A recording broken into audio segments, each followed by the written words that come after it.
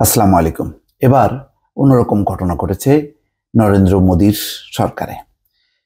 নরেন্দ্র মোদী তৃতীয়বারের মতো শপথ নিয়েছে তার সরকারের মন্ত্রীরা। কিন্তু জানেন কতজন তার মন্ত্রিসভায় ঠাঁই পেয়েছে? এখন পর্যন্ত ৭২ জন।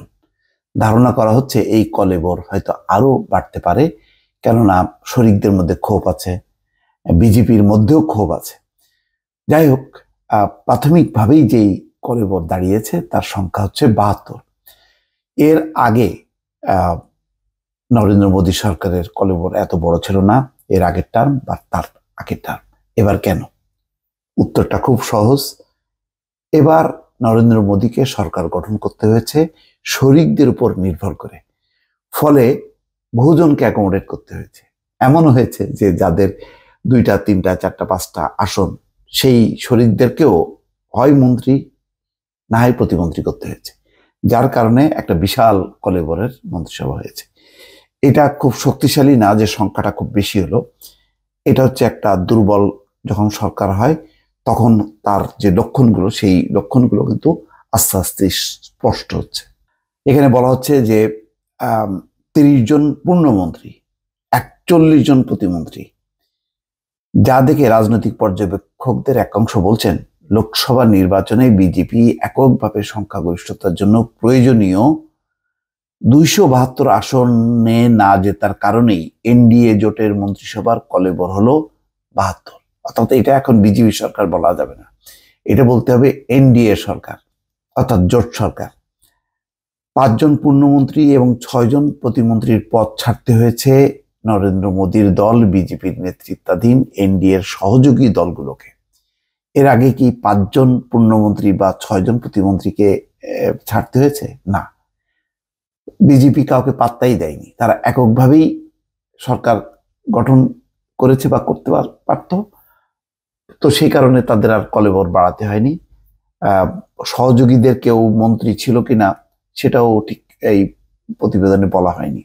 থাকলে হয়তো হাতে গোনা ১ জন ২ জন থাকতে পারে, কিন্তু এবার কিন্তু মোটামুটি শপথ নেওয়ার আগ পর্যন্ত শরিকরা দর কষাকষি করেছে এবং দর কষাকষির ফলে মন্ত্রিসভার কলেবর দাঁড়িয়েছে ৭২ জনে। এখানে বলা হচ্ছে যে ৫ জন পূর্ণমন্ত্রী, ৬ জন প্রতিমন্ত্রীর পদ ছাড়তে হয়েছে নরেন্দ্র মোদীর দল বিজেপি নেতৃত্বাধীন এনডিএর সহযোগী দলগুলোকে। তবে অজিত পাওয়ারের নেতৃত্বাধীন এনসিপির কেউ মন্ত্রী হিসেবে শপথ নেননি।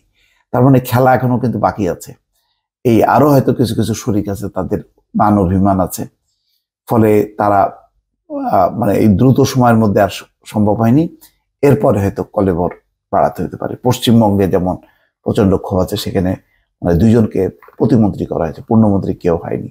তো পশ্চিমবঙ্গের মতন একটা গুরুত্বপূর্ণ রাজ্য সেখানে অবহেলিত, ফলে সেই সব রাজ্য ক্ষোভ বিক্ষোভ আছে। এগুলি হয়তো আবার মন্ত্রিসভার কলেবর বাড়াতে হতে পারে বা আবার যেই কি বলে রদবদল ঘটাতে হতে পারে।